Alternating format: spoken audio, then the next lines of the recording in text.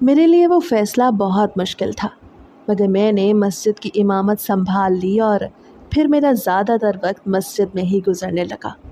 میں مسجد کے زیادہ تر کام خود ہی دیکھنے لگا اور پھر رمضان کا مہینہ شروع ہوا۔ وہ رمضان کی 21ویں شب تھی، جب مسجد میں تاک رات کا خاص اہتمام تھا کہ اچانک مجھے ایک پرچھائی حرکت کرتی نظر آئی، اور غور کرنے پہ مجھے معلوم ہوا کہ وہ ایک دبلی پتلی عورت تھی جو برقعے میں ملبوس خاموشی سے مسجد کے صحن میں جھاڑو دے رہی تھی۔ میں اس کے قریب گیا اور اس سے پوچھنے لگا، بی بی آپ کون ہیں؟ مگر وہ عورت ویسے ہی جھاڑو دینے میں مصروف تھی، اسے تو گویا میری بات سنی ہی نہیں تھی۔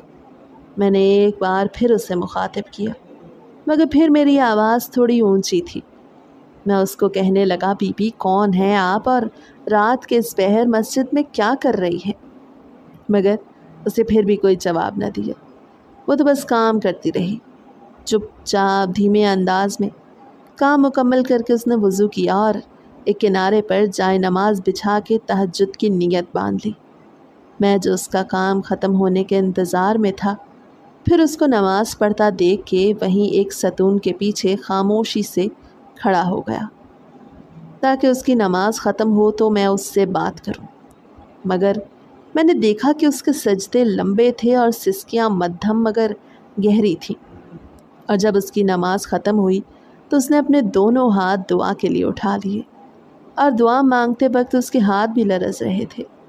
وہ نماز پڑھ کے اسی خاموشی کے ساتھ مسجد سے نکل گئی جس خاموشی سے آئی تھی۔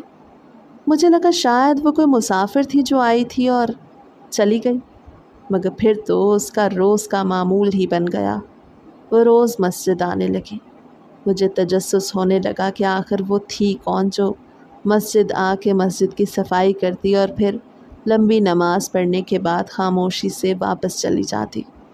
اسی حقیقت کو جاننے کے لیے ایک رات جب رمضان کی 27ویں شب تھی، جو عبادت کا سب سے بابرکت وقت تھا، مگر اس وقت میرے دل میں ایک سوال مسلسل دھڑک رہا تھا کہ وہ عورت کون تھی۔ میں اس کے پیچھے ہی مسجد سے نکل آیا اور اس کے پیچھے چلتا رہا۔ وہ گلیوں کے پیچیدہ موڑ مڑتی ہوئی ایک پرانی اور ویران سی گلی میں داخل ہو گئی۔ میں نے اس سے تھوڑا فاصلہ رکھا ہوا تھا تاکہ وہ میری آہٹ سن کے چونک نہ جاتی۔ آخر 5 منٹ چلنے کے بعد وہ سیدھا سی کوٹری کے سامنے جا کے رک گئی۔ دروازہ کھول کے وہ اندر داخل ہوئی۔ چند لمحے بعد جب میں بھی اس کوٹری کے قریب پہنچا تو اس کا دروازہ پوری طرح بند نہ ہوا تھا۔ میں نے آہستگی سے دروازے کو دھکیلا تو دروازہ چرچراتے ہوئے کھل گیا، اور اندر کا منظر میرے حواس کو مفلوج کرنے کے لیے کافی تھا۔ سامنے کا منظر دیکھ کے میرے پیروں تلے سے زمین نکل گئی۔ میرا نام زوحان ہے اور میں اسلام آباد شہر کا رہائشی ہوں۔ میرا تعلق ایک معزز اور پڑھی لکھی فیملی سے ہے جہاں پر ہوش سنبھالتے ہی چھوٹے بڑے کا ادب اور عزت کرنا سکھایا جاتا ہے۔ میرے والد ایک بینک میں ملازم تھے اور والدہ ایک سادہ سی گھریلو خاتون تھی۔ میں اماں ابا کا بڑا بیٹا تھا اور مجھ سے چھوٹی 2 بہنیں تھیں۔ اماں ابا نے ہماری بہت اچھی تربیت کی تھی اور ساتھ ہی اچھے برے کی تمیز بھی دی تھی۔ ابا نے وسائل کم ہونے کے باوجود بھی ہمیشہ ہمیں اچھی تعلیم دینے کی کوشش کی۔ ابا پڑھے لکھے تھے مگر اماں زیادہ پڑھی لکھی نہیں تھی، اس لیے ابا کی خواہش تھی کہ وہ دونوں چھوٹی بہنوں کو مجھ سے زیادہ پڑھائیں لکھائیں اور یہ ثابت کریں کہ لڑکیوں کی پڑھائی لڑکوں سے زیادہ ضروری ہے۔ مجھے بھی گھر کے حالات کا بہت اچھی طرح سے اندازہ تھا اور میں چاہتا تھا کہ میں بھی کامیاب ہو کے اپنے ماں باپ اور بہنوں کا سہارا بن سکتا، اس لیے پڑھنے کا مجھے بھی جنون کی حد تک شوق تھا۔ اسی شوق کو پورا کرنے کے لیے میں نے میٹرک کرنے کے بعد پڑھائی کے ساتھ ساتھ نوکری کرنا بھی شروع کر دی۔ ابا خوش تھے کہ مجھے ذمہ داری کا احساس تھا، مگر انہوں نے مجھے خاص طور پہ تلقین بھی کر دی کہ باہر کی دنیا کا رخ بہت بھیانک ہے، اس لیے میں جو بھی کام کروں نہایت سوچ سمجھ کے کروں۔ اس وقت تو مجھے ابا کی باتوں کی کوئی خاص سمجھ نہیں آئی تھی، کیونکہ میں سوچتا تھا کہ میں نے تو اپنا کام ہی کرنا ہے، مجھے بھلا کسی سے کیا غرض۔ مگر مجھے بہت جلد سمجھ آ گئی کہ آخر ابا مجھے کیا سمجھانا چاہتے تھے، آخر وہ مجھے دنیا کا کون سا رخ دکھانا چاہتے تھے۔ جب میٹرک کے بعد میں نے نوکری کی تلاش شروع کی تو جلد ہی مجھے اندازہ ہو گیا کہ نوکری ملنا آسان نہیں تھا۔ جتنا کہ مجھے لگتا تھا۔ میں کئی جگہوں پہ کام کے لیے گیا، میں نے کئی دروازے کھٹکھٹائے، مگر ہر جگہ تجربے کی کمی اور سفارش نہ ہونے کی وجہ سے مجھے کوئی کام مل ہی نہیں سکتا تھا، بلکہ ہر جگہ مجھے انکار ہی نہیں سننے کو ملا۔ لیکن میں اتنی جلدی ہمت نہیں ہار سکتا تھا، اس لیے آخر کار میں ایک جنرل اسٹور پہ چھوٹے موٹے کام کرنے لگا تاکہ ابا کا بوجھ بانٹ سکتا۔ اس جنرل اسٹور پہ میری تنخواہ تو معمولی ہی تھی، مگر مجھے اس بات کی خوشی تھی کہ میں ابا کا بوجھ ہلکا کر رہا تھا۔ میں نے اپنی روٹین بھی سیٹ کر لی کہ میں صبح سویرے اٹھتا، کالج جاتا اور پھر سیدھا دکان پہ کام کے لیے نکل جاتا۔ کبھی کبھار تو مجھے رات دیر تک کے لیے بھی رکنا پڑتا، اور اسی دوران میں دنیا کی حقیقت کو بھی دیکھنے لگا تھا۔ وہ گھر سے باہر کام کرنے کا میرا پہلا تجربہ تھا، لیکن اس تجربے نے مجھے دکھا دیا کہ لوگ اپنے سوا کسی کی پرواہ نہیں کرتے۔ جب ایک دن دکان کے مالک نے مجھ پہ چوری کا الزام لگا دیا، جبکہ میں نے کبھی ایسا سوچا بھی نہیں تھا، میں تو پوری ایمانداری سے اس دکان کا حساب کتاب کرتا تھا، اور سب سے بڑھ کے میں تو صرف ابا کی مدد کرنے کے لیے محنت کرتا تھا، مگر چوری کا اتنا بڑا الزام لگانا تو میرے لیے بہت بڑی توہین تھی، اور میں نے بھی اس دکان کے مالک کی باتوں اور طعنوں سے بچنے کے لیے اسی وقت نوکری چھوڑ دی تھی۔ جہاں کسی کو میری زبان پہ، میری دیانتداری پہ ہی شک تھا، میں بھلا وہاں کام کیسے کر سکتا تھا؟ لیکن جب میں نے اس بارے میں ابا کو بتایا تو وہ پریشان ہو گئے اور میرا حوصلہ بڑھاتے ہوئے کہنے لگے کہ اگر میں اتنی جلدی ہار مان لوں گا اور دنیا کے تلخ رویوں کا سامنا نہیں کر پاؤں گا تو کہیں بھی ٹک نہیں پاؤں گا اور کوئی کام بھی نہیں کر پاؤں گا۔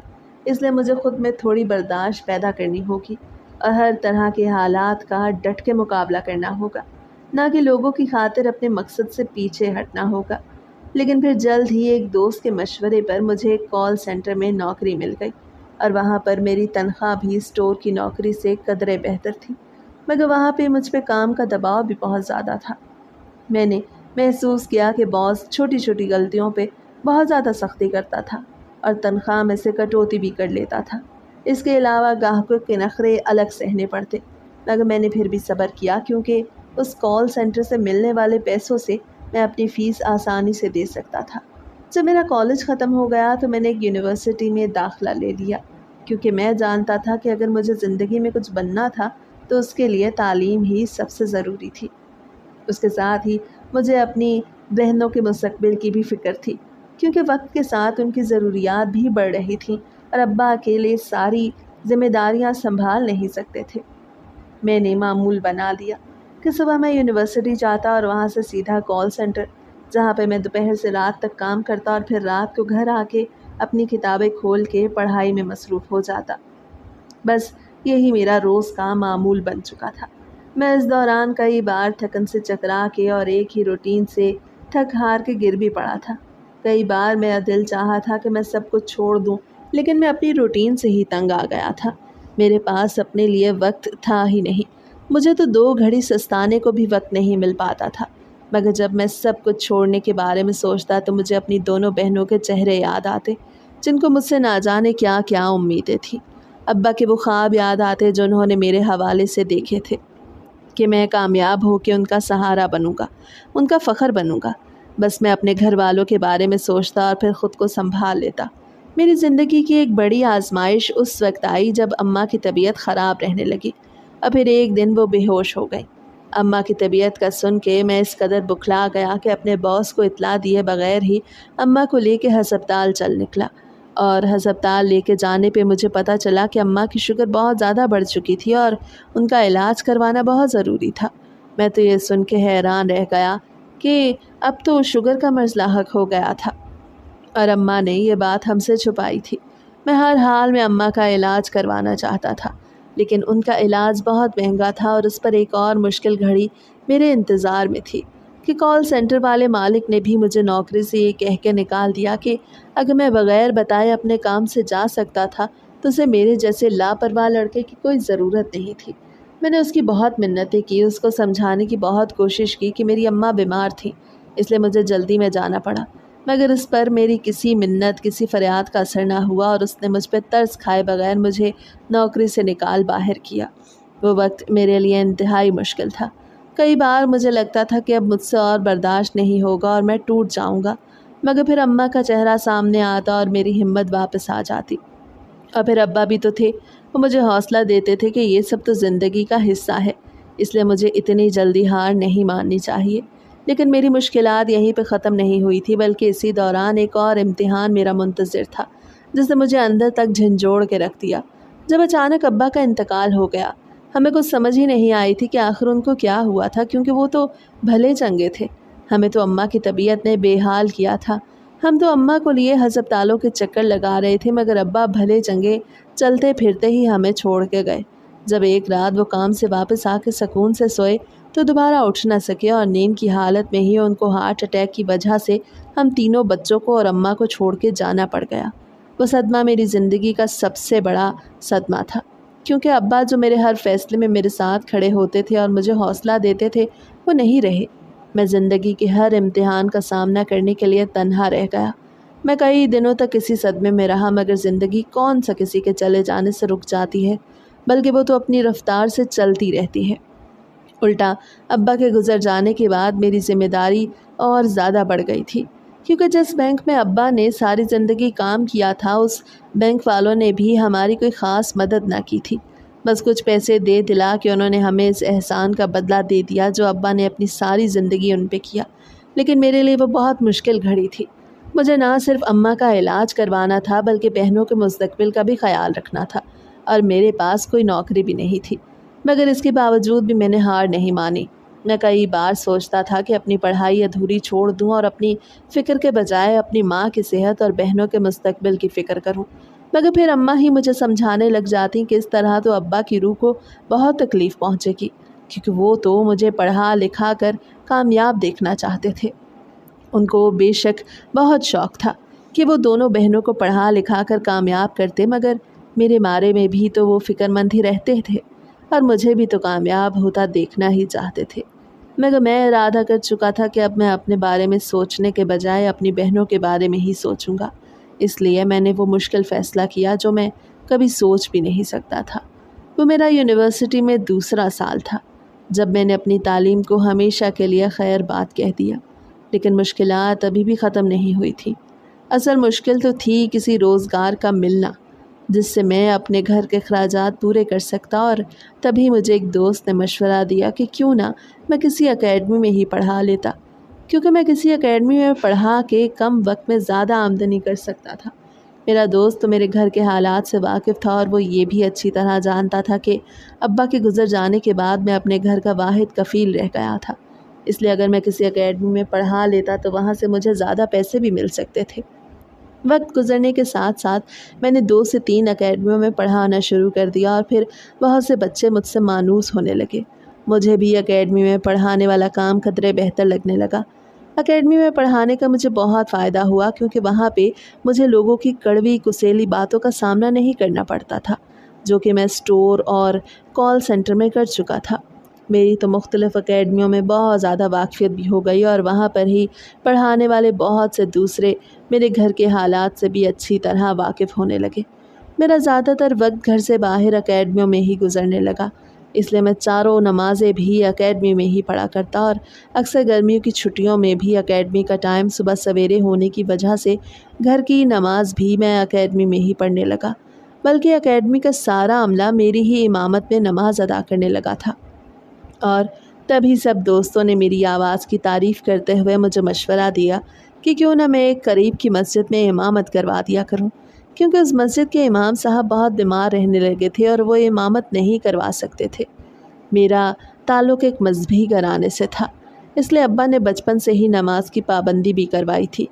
یہی وجہ تھی کہ میں نے اکیڈمی میں اپنے دوستوں کے دل میں بھی نماز کا شوق پیدا کر دیا۔ لیکن اکیڈمی میں اپنے دوستوں کے منہ سے ایک مسجد میں امامت کا مشورہ سن کے میں پہلے تو کچھ ہچکچایا، کیونکہ ایک اکیڈمی میں درجن بھر افراد کی امامت اور ایک مسجد میں سینکڑوں لوگوں کی امامت کروانے میں بہت فرق تھا۔ اور پھر امامت کروانا صرف نماز پڑھانے کا نام نہیں، بلکہ وہ تو ایک ذمہ داری تھی، ایک امانت تھی۔ لیکن اس وقت میرے دل کے اندر بھی کچھ تھا، جیسے اندر سے کوئی آواز آ رہی تھی کہ ذوحان اللہ کی طرف بلانے میں بھلا کیسی ہچکچاہٹ، اور پھر میں نے دھڑکتے دل کے ساتھ حامی بھر لی۔ جب میں نے گھر میں اس بارے میں بات کی تو اماں کی آنکھوں میں خوشی کے آنسو تھے، اور انہوں نے میرا ماتھا چوم کے مجھے ڈھیروں دعائیں دیں۔ اکیڈمی کے قریبی محلے کی وہ چھوٹی سی مسجد جو بظاہر تو عام سی تھی، لیکن وہی ایک عام سی مسجد میرے لیے ایک نئی دنیا بننے والی تھی۔ اس مسجد کے پرانے امام صاحب ایک نحیف بزرگ شخص تھے، جن کی صحت اب اس قابل نہ رہی تھی کہ وہ باقاعدہ امامت کروا سکتے۔ اس لیے وہ بہت خوش ہوئے کہ کوئی نوجوان مخلص اور قرآن سے محبت رکھنے والا لڑکا اب ان کی جگہ پہ کچھ وقت کے لیے امامت کرنے والا تھا۔ اب پھر میری زندگی نے ایک اور موڑ لیا۔ میں نے اس مسجد کی امامت بھی سنبھال لی اور لوگوں میں امام صاحب کے نام سے مشہور ہونے لگا۔ میری پہلی نماز فجر کی تھی۔ اس روز میرا دل زور زور سے دھڑک رہا تھا۔ مسجد میں چند لوگ ہی موجود تھے، مگر جب میں نے تکبیر کہی اور قرآن کی تلاوت شروع کی تو مسجد میں ایک عجیب سی خاموشی چھا گئی، جیسے دیواریں بھی میری تلاوت سن رہی تھی۔ مجھے لگا تھا گویا جیسے سب کچھ تھم گیا ہو۔ میرے دل میں جو ہچکچاہٹ تھی وہ بھی ختم ہو گئی۔ نماز کے بعد ایک بزرگ میرے پاس آئے جن کی آنکھوں میں نمی تھی۔ وہ مجھے بہت محبت سے کہنے لگے کہ بیٹا، تمہاری آغاز میں ایک سکون ہے جو دلوں کے اندر تک اتر جاتا ہے، اس لیے تم اس مسجد کے امام بن جاؤ۔ ہو سکتا ہے تمہیں دیکھ کے ہمارے نوجوان بھی مسجدوں کو آباد کر دیں۔ انہوں نے تو مجھے کیا جواب دیا؟ مجھے کچھ سمجھ نہیں آیا کہ میں ان کو کیا کہتا۔ میں نے بس ان کے ہاتھ چوم کے دعائیں لے لی اور گھر واپس آ گیا، اور پھر میں اکیڈمی کے ساتھ ساتھ مسجد میں بھی وقت دینے لگا۔ مسجد کی انتظامیہ نے بہت عاجزی سے مجھ سے کہا کہ وہ مجھے زیادہ کچھ نہیں دے سکتے، لیکن پھر بھی ان سے جتنا ہو سکے گا وہ میری خدمت میں پیش رہیں گے۔ ان کی بات سن کے تو میں شرمندہ ہی ہو گیا۔ میں وہ سب کچھ پیسوں کے لیے تو نہیں کر رہا تھا، بلکہ سچ کہوں تو اس سے تو مجھے خود بھی بہت سکون ملا تھا۔ ابا کے گزر جانے کا وہ غم جو میں بھلا نہیں پایا تھا وہ ہلکا ہونے لگا، اور پھر مجھے پیسوں کی پرواہ تو نہیں تھی۔ بے شک میری آمدنی زیادہ نہیں تھی، مگر وہ تو میرے دل کی کمائی تھی جو میرے لیے کافی تھی۔ اکیڈمی سے ملنے والی تنخواہ سے میں اماں کے ہاتھ میں بھی کچھ پیسے رکھ پاتا، جتنا ہو سکتا تھا بہنوں کی ضروریات بھی پوری کرتا، کیونکہ میری بہنیں ذہین تھیں اور اسکالرشپ پہ پڑھنے کے ساتھ ساتھ وہ بھی گھر میں بچوں کو پڑھانے لگی تھیں۔ مجھے لگنے لگا تھا کہ جب سے میں نے مسجد کی امامت سنبھالی میرے گھر کے حالات بھی بہتر ہونے لگے اور غیب سے رزق آنے لگا، مگر اس کے باوجود بھی مسجد سے ملنے والی وہ چند ہزار کی رقم کو میں کسی نہ کسی ضرورت مند پہ خرچ کر دیا کرتا۔ یہ میرے دل کا سکون تھی۔ میری بہنیں بھی خوش تھیں کہ ابا کے بعد ان کا بھائی ان کے لیے سب کچھ بن گیا، اور پھر چھوٹی بہن نے ایک دن مجھ سے کہا کہ بھائی، جب آپ مسجد میں سب کو اپنی امامت میں نماز پڑھاتے ہو نا، تو مجھے ایسا لگتا ہے جیسے ابا بھی کہیں دور کھڑے آپ کو دیکھ کے خوش ہو رہے ہیں۔ اس کا یہ جملہ میرے اندر کہیں بہت گہرائی تک اتر گیا۔ وقت گزرنے لگا اور اس مسجد میں لوگوں کی تعداد بڑھنے لگی۔ کچھ نوجوان بھی آنے لگے جو پہلے صرف جمعے کی نماز میں نظر آتے تھے، لیکن پھر وہ روز آ کے میرے ساتھ بیٹھنے لگے، مجھ سے سوال کرنے لگے، کچھ علم دین حاصل کرنے لگے۔ میرے پاس کچھ زیادہ علم تو نہیں تھا، مگر جو بھی تھا وہ میں سب میں بانٹ دینا چاہتا تھا۔ لیکن کبھی کبھار ایسا بھی ہوتا کہ جہاں روشنی ہوتی ہے وہاں سایہ بھی ہو جاتا ہے، اور ایسا ہی کچھ میرے ساتھ بھی ہوا۔ اسی محلے کے ایک شخص کو میری مسجد میں مقبولیت ہضم نہ ہو سکی۔ وہ صاحب پرانے امام صاحب کے بھانجے تھے اور چاہتے تھے کہ پرانے امام صاحب کی جگہ ان کا ہی کوئی رشتہ دار امام بنتا۔ اس لیے انہوں نے مسجد کی کمیٹی میں میرے خلاف چپکے باتیں پھیلانا شروع کر دی کہ یہ لڑکا جس کو سب امام بنانا چاہ رہے ہیں وہ تو ایک اکیڈمی میں ماڈرن تعلیم دیتا ہے، وہ بھلا مسجد کے آداب کیسے جان سکتا ہے؟ اس کی آواز میں جادو تو ہے مگر اس کے پاس علم تو ہے نہیں۔ کہاں ہمارے خاندان کی نسل در نسل چلتی امامت، اور کہاں یہ نیا چہرہ۔ مجھے کچھ دن تو ان باتوں کا علم نہ ہو سکا، مگر ایک دن کمیٹی کے ایک بزرگ نے مجھے تنہا بلا کے سب بتا دیا۔ کیونکہ وہ میرے ساتھ مخلص تھے تبھی کہنے لگے، بیٹا یہ تمہارا امتحان ہے، اس لیے اس کو برداشت کرو، کیونکہ اللہ تو سب دیکھ رہا ہے۔ ان کی بات سن کے میں نے بھی صبر کیا اور کسی کو کوئی جواب نہ دیا، بس مسجد میں اپنی موجودگی، نماز کی پابندی اور قرآن سے محبت کو جاری رکھا۔ ایسے میں رمضان قریب آ رہا تھا اور رمضان میں مسجد میں باقاعدہ تراویح کا اہتمام بھی کیا جانا تھا۔ اس وقت مسجد کا امام میں ہی تھا تو مسجد کے سب اہم فیصلے مجھے ہی کرنے تھے۔ رمضان کی آمد کے ساتھ ہی مسجد کے ماحول میں خاص روحانیت بھر گئی۔ میں نے مسجد کی تیاریوں کا آغاز بہت سادگی اور خلوص کے ساتھ کیا۔ مسجد کے در و دیوار کو صاف کروایا، جائے نماز دھلوائے۔ کمیٹی کے افراد میرے انتظامات سے بہت مطمئن تھے، لیکن ایک چہرہ اب بھی میرے کام میں نقص نکالنے کی کوشش کرتا رہا۔ وہ بھلا اور کون ہو سکتا تھا؟ وہ تو وہی صاحب تھے جو پرانے امام صاحب کے بھانجے تھے۔ لیکن میں نے اپنی نیت کو داغدار نہیں ہونے دیا۔ میں جانتا تھا کہ میں رب کی رضا کے لیے یہ سب کر رہا تھا، اور جو کام رب کی رضا کے لیے ہوتا ہے وہ کبھی ضائع نہیں جاتا۔ رمضان کی پہلی شب جب میں نے اللہ اکبر کہہ کے تراویح کی امامت شروع کی تو مسجد کھچا کھچ بھری ہوئی تھی۔ لوگوں کی نظریں مجھ پہ تھیں، مگر میرا دل صرف ایک ہی ذات کی طرف متوجہ تھا۔ میری آواز میں سوز تھا۔ نماز کے بعد ایک نوجوان میرے پاس آیا، اس کی آنکھیں اشک بار تھیں۔ وہ مجھ سے کہنے لگا، بھائی میں نے پہلی بار دل سے نماز ادا کی ہے اور یہ سب آپ کی وجہ سے ہوا۔ میں نے اس کی طرف مسکرا کے دیکھا اور صرف اللہ کا شکر ادا کیا۔ تراویح کے چند دن بعد ہی وہی لوگ جو مجھے نیا چہرہ کہہ کے کمتر سمجھتے تھے اب میرے کام کی تعریف کرنے لگے۔ میرے اخلاق اور خلوص سے لوگ متاثر ہو رہے تھے۔ اس محلے کے بزرگ، نوجوان، حتیٰ کہ بچے بھی مجھ سے مانوس ہونے لگے۔ جب پرانے امام صاحب کے بھانجے نے یہ سب دیکھا تو اس کی ناراضگی تو اور زیادہ بڑھ گئی۔ اس بار اس نے کمیٹی کے صدر سے ایک بار پھر میری شکایت کی کہ میں مسجد کے اوقات میں اکیڈمی میں پڑھاتا بھی تو تھا اور اسی وجہ سے اپنا سارا وقت مسجد کو نہیں دے سکتا تھا۔ اسی کے کہنے کے ایک بار پھر سے مجھے بلایا گیا اور سوال کیا گیا کہ میں ایسا کیوں کر رہا تھا۔ میں نے بھی کسی سے کچھ نہیں چھپایا بلکہ سب کو سچ سچ بتا دیا کہ اکیڈمی میں میرا پڑھانا صرف اسی لیے تھا تاکہ میں اپنی ماں اور بہنوں کے اخراجات اٹھا سکوں، اور وہ بھی میں صرف اس وقت اکیڈمی جاتا جب مسجد میں کوئی سرگرمی نہیں ہوتی۔ میری بات سن کے کمیٹی کے کچھ لوگ تو متفق ہوئے کہ میرا کردار دیانتدار تھا، لیکن پھر بھی انہوں نے فیصلہ کیا کہ رمضان کے بعد اس پر باقاعدہ ایک بار پھر سے مشورہ ہوگا۔ میں نے بھی قبول کر لیا کیونکہ میں جانتا تھا کہ سچ اگر چپ بھی ہو تب بھی وہ اپنا اثر چھوڑ جاتا ہے۔ رمضان کے دن تیزی سے گزر رہے تھے۔ میں بھی مطمئن تھا کیونکہ میں نے کمیٹی کے سامنے جھوٹ نہیں بولا تھا بلکہ سب کچھ سچ سچ بیان کر دیا تھا کہ مجھے مسجد کی امامت سے ہٹانے کا کوئی خاص جواز تو تھا نہیں، اور مسجد میں میری اوقات کی پابندی میں کبھی کوتاہی بھی نہیں ہوئی تھی، اور اگر میں اکیڈمی میں پڑھاتا بھی تو وہ بھی صرف اپنی ماں اور بہنوں کی ضرورتوں کو پورا کرنے کے لیے، کیونکہ مسجد کی امامت کو میں کمائی کا ذریعہ نہیں بنا سکتا تھا۔ لیکن اس سب کے باوجود بھی فیصلہ رمضان کے بعد ہی ہونا تھا۔ میں نے اپنے دل کو اللہ کے سپرد کر دیا، اور رمضان کی 21ویں شب تھی جب مسجد میں تاک رات کا خاص اہتمام تھا۔ رمضان کی وجہ سے میں بھی زیادہ تر رات کو مسجد میں ہی رہ جایا کرتا کیونکہ رمضان میں رات کو بھی مسجد کے دروازے سب کے لیے کھلے ہوتے۔ میں بھی ایک ایسی ہی رات تھی جب لوگ عبادت میں مصروف تھے۔ میں خود بھی سجدوں میں اپنے رب سے دعا مانگ رہا تھا، اور جب تہجد کی نماز ختم ہوئی تو مسجد تقریباً خالی ہو چکی تھی۔ مسجد میں صرف وہ لوگ تھے جو اعتکاف پہ بیٹھ چکے تھے یا اس کے علاوہ کچھ لوگ قرآن کی تلاوت کر رہے تھے۔ میں بھی صفحے درست کر رہا تھا کیونکہ فجر کی اذان ہونے والی تھی کہ اچانک مجھے ایک پرچھائی حرکت کرتی نظر آئی، اور غور کرنے پہ مجھے معلوم ہوا کہ وہ ایک دبلی پتلی عورت تھی جو برقعے میں ملبوس خاموشی سے مسجد کے صحن میں جھاڑو دے رہی تھی۔ پہلے تو مجھے لگا شاید وہ میرا وہم تھا، کیونکہ اس پہر مسجد میں کوئی عورت بھلا کیوں آ سکتی تھی، مگر جب مجھے یقین ہو گیا کہ وہ ایک عورت ہی تھی تو میں حیران تھا، کیونکہ عام طور پہ مسجد میں خواتین کا داخلہ صرف مخصوص وقت میں ہوتا تھا، اور وہ بھی صرف خواتین کے حصے میں ہی، لیکن وہ عورت صحن کے جھاڑو لے کر کام میں ایسی لگی ہوئی تھی جیسے وہ اس کا روز کا کام تھا۔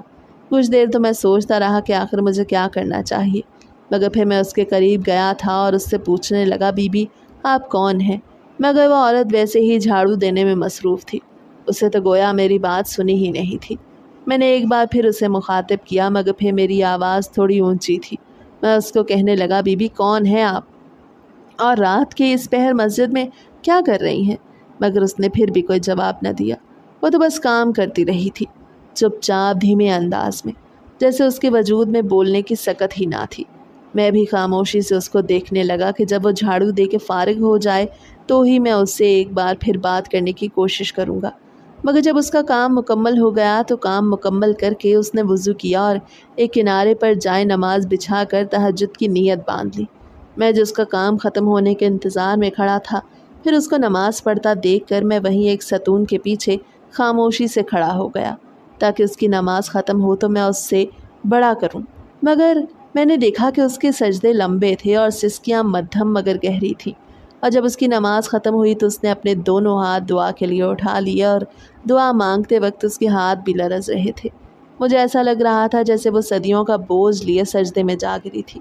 جب اس کی نماز ختم ہوئی تو میں ایک بار پھر اس کی جانب بڑھا، مگر وہ نماز پڑھ کے اسی خاموشی سے مسجد سے نکل گئی تھی جس خاموشی سے آئی تھی۔ مجھے لگا تھا کہ شاید وہ کوئی مسافر تھی جو آئی تھی اور چلی گئی تھی، مگر اگلی رات میں ایک بار پھر حیران ہو گیا تھا، کیونکہ وہ پھر آئی تھی اور اس نے پھر اسی طرح جھاڑو دیا تھا، وضو کیا تھا اور تہجد پڑھ کے ویسے ہی چلی گئی تھی جیسے پچھلی رات۔ میں نے کسی کو کچھ نہیں بتایا، میں تو بس اس کے عمل کو بغور دیکھتا رہا۔ مجھے لگا شاید وہ دوبارہ نہیں آئے گی، مگر پھر وہ ہر رات آنے لگی۔ اس کا وہی معمول تھا، وہ صفائی کرتی اور اللہ کے حضور اپنے آنسو پیش کرتی اور پھر خاموشی سے واپس چلی جاتی۔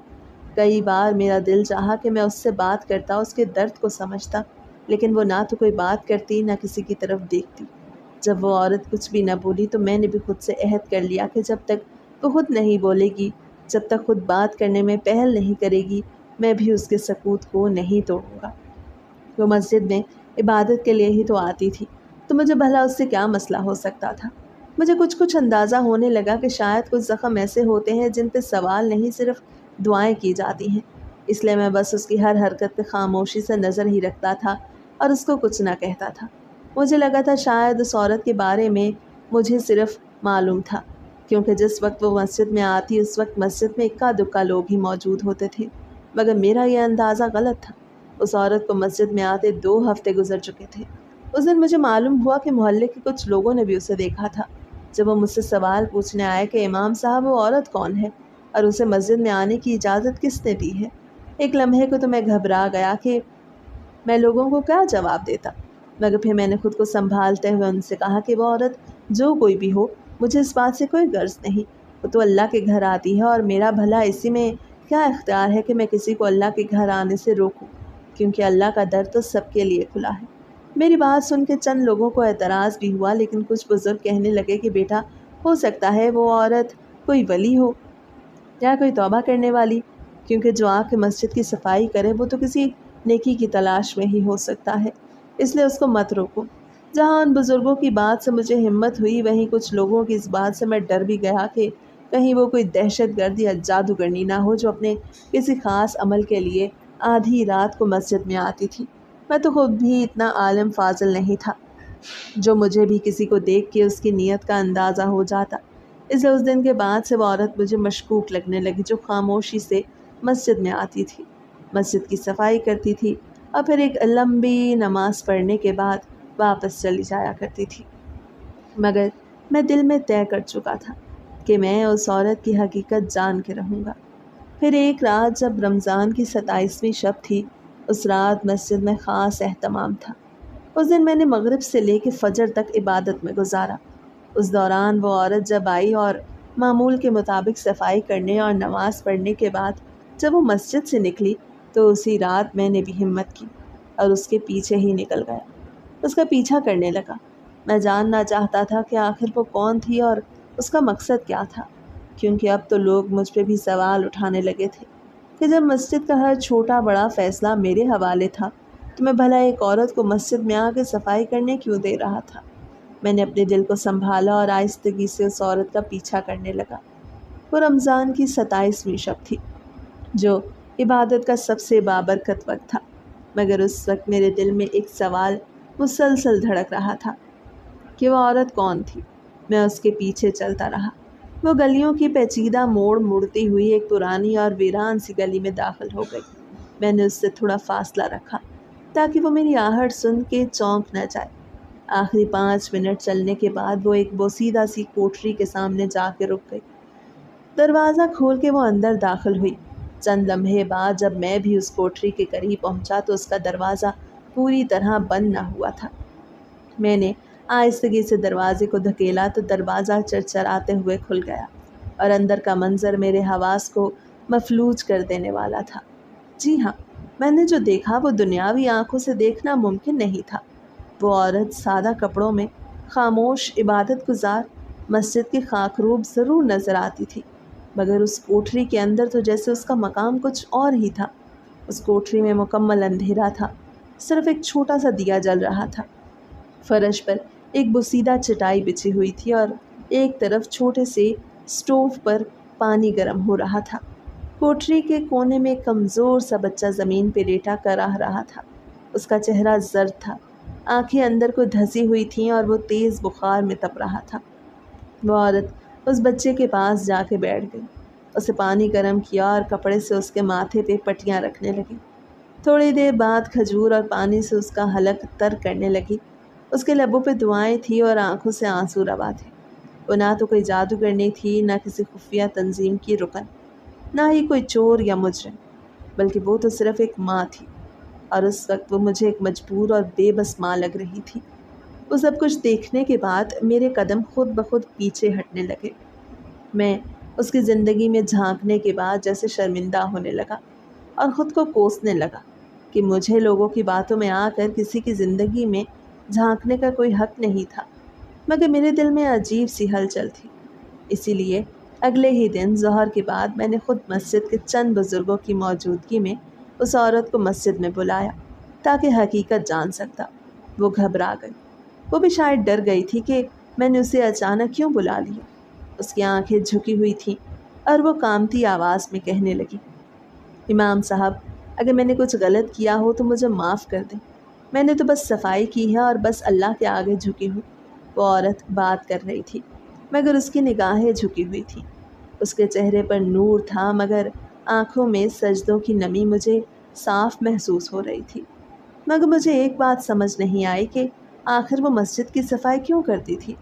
عبادت تو سبھی کرتے ہیں مگر مسجد کی صفائی تو وہی کرتا ہے جو اپنے رب کو راضی کرنا چاہتا ہو۔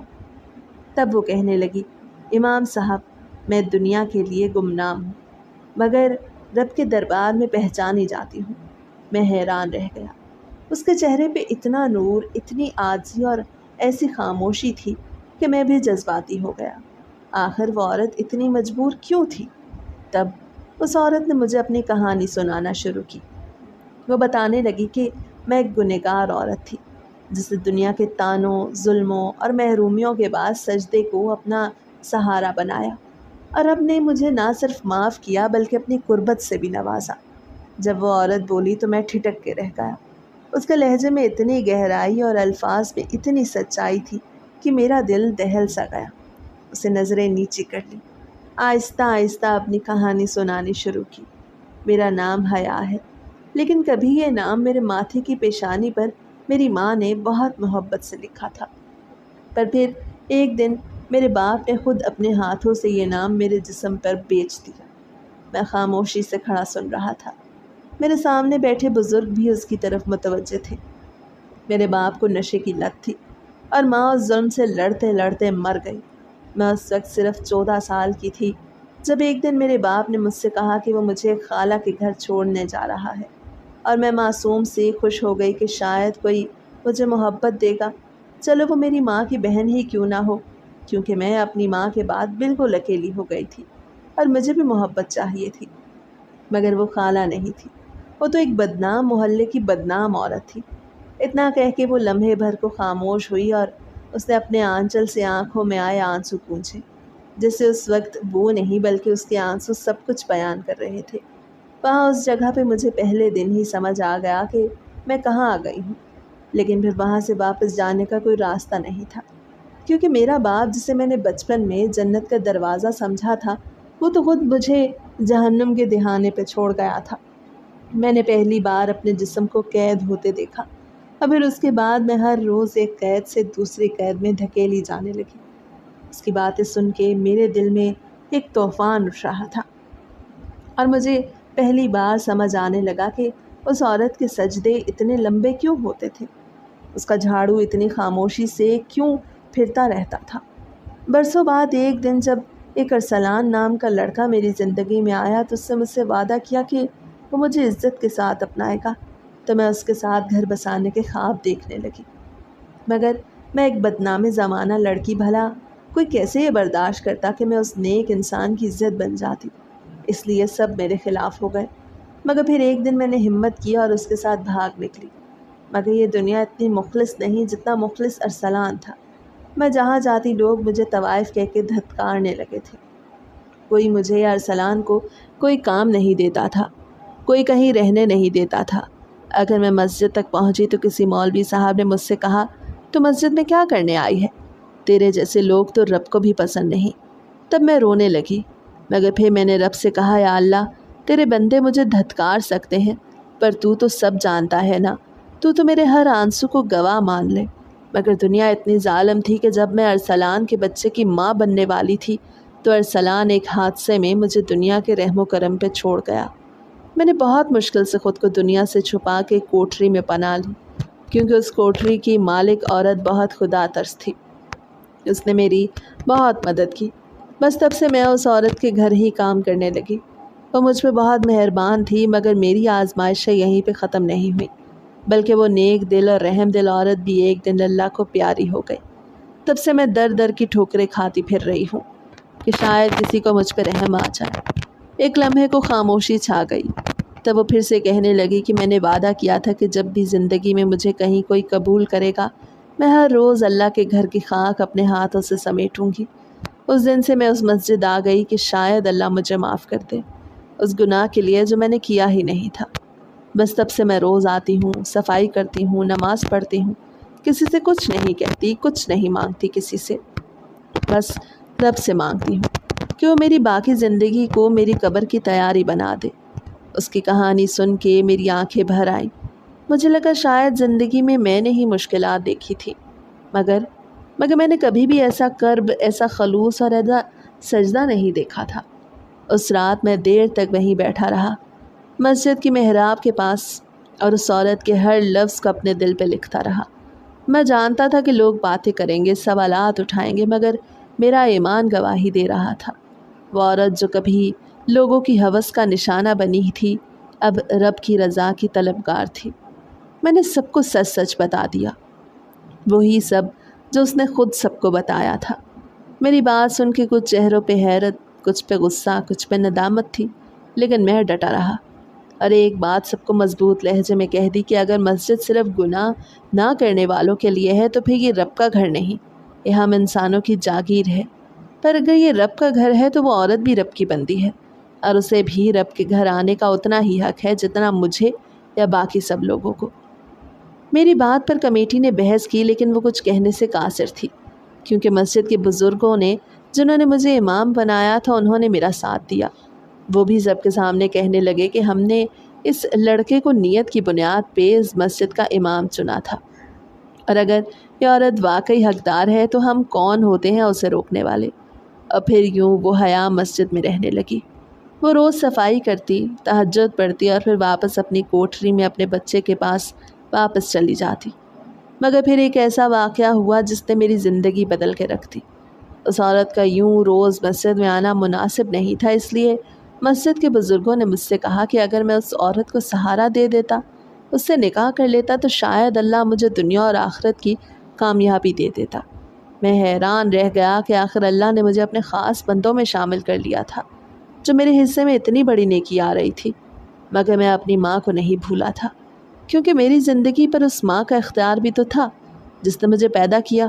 اور جب میں نے اپنی ماں سے اس بارے میں بات کی تو ماں کچھ لمحے خاموش ہو گئی، پھر میری بہنوں کی طرف دیکھ کے مسکرا دی اور کہنے لگی کہ حیا بھی کسی ماں کی بیٹی ہے۔